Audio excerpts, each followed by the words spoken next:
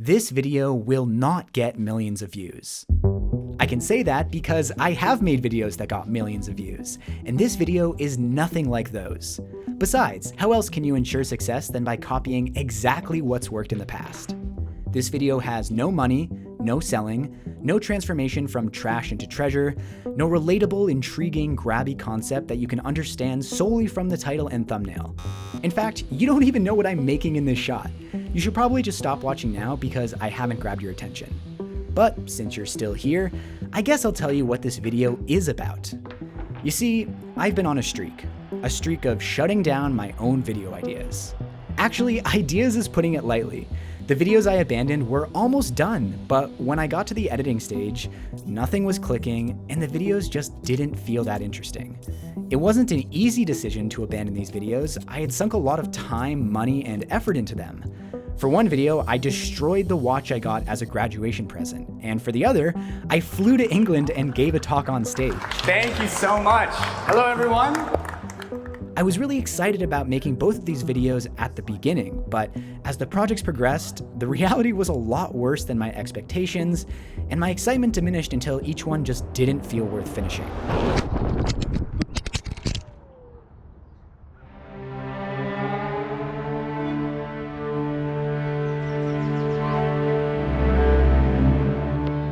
Even though I put a lot into these projects, I don't regret throwing them in the trash. I think abandoning projects is good. Most artists have an attic full of unfinished works. If you finish everything you've ever started, you'll never get to the good stuff. But abandoning 2 big projects in close succession kind of messed with my head.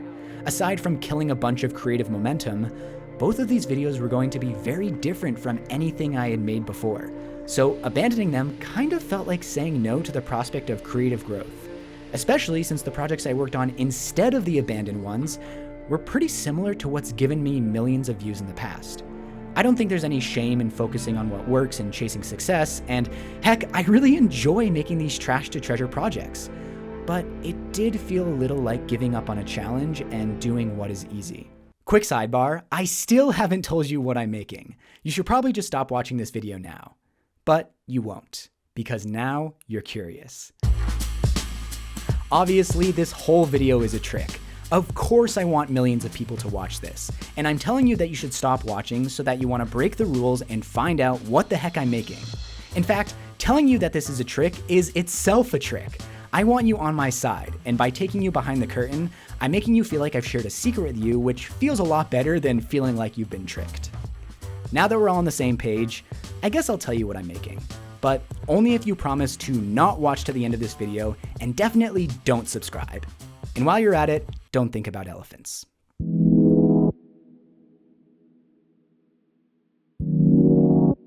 I recently decided to learn how to DJ. This was heavily inspired by the Boiler Room YouTube channel, and specifically the sets by Kenny Beats, which I must have listened to hundreds of times.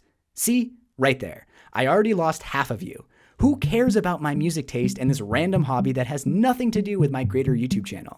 Not relatable content, not on brand, not gonna get millions of views. Anyways, now that only the true fans are left, I bought a DJ controller, started learning, and quickly realized that my tinny computer speakers were not gonna cut it. So I invested in some pretty nice speakers, relatively inexpensive for studio monitors, but still a good chunk of change. However, all you audiophiles out there will know that the tweeter of a speaker should be at your ear levels for maximum sound quality. So I thought I'd build some speaker stands to raise these up. Did you just glaze over? Me too. Who wants to watch a video about building speaker stands for my own personal use? What's the payoff? I promise, I'm not adding an interesting YouTube-y twist to these things. No LEDs, no walnut, no 3D printing, no epoxy. I just want to build something simple to raise up my speakers by about 9 inches. This whole DJ hobby wasn't even supposed to end up on YouTube. This was something I took up just for the fun of it, just for the love of the music. Who am I kidding? Of course I have dreams of starting a wildly successful DJ second channel and being able to perform at clubs off the strength of my YouTube fame. I'm not gonna lie to myself, I got dreams. I mean, it's kind of hard to build a successful YouTube channel if you don't enjoy turning your hobbies into videos. Now I'm seriously questioning if I should add LEDs to these speaker stands. No, stay focused, Morley, that's not the point. Well, what is the point? I could try and tell you that this video is a grand metaphor about the importance of challenging yourself and trying new things, how you can't just keep doing what's worked in the past if you want to continue evolving as a creative. But honestly, I just thought this would be a fun video. In fact, all of my videos that did millions of views, all of my videos that were the most fulfilling, started out as spur-of-the-moment ideas that filled me with energy and gave me the motivation to start working on them immediately. I would include this video in that category, but as we all know, this won't get millions of views. The difficult part is maintaining that excitement to carry you through the hard parts of a project. As I write this, I'm hoping that this video lives up to the vision I have in my head. Funny, poignant, full of good visuals, cohesive. Is it cringy to talk about your vision for a video in the video? Whatever. I think it's impossible to make a video like this without it being at least a little cringy. Sometimes you gotta throw work in the trash. I think that's a valid course of action, especially if you've given it a good try, you've done your due diligence, but it just doesn't seem to be working. But at the very beginning of a project, if you throw it out, if you say, no, this is a stupid idea, before you even get started, how will you know if it could have been something great?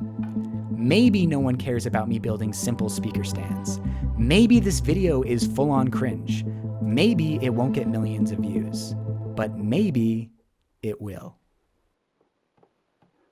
Back on deck. Back on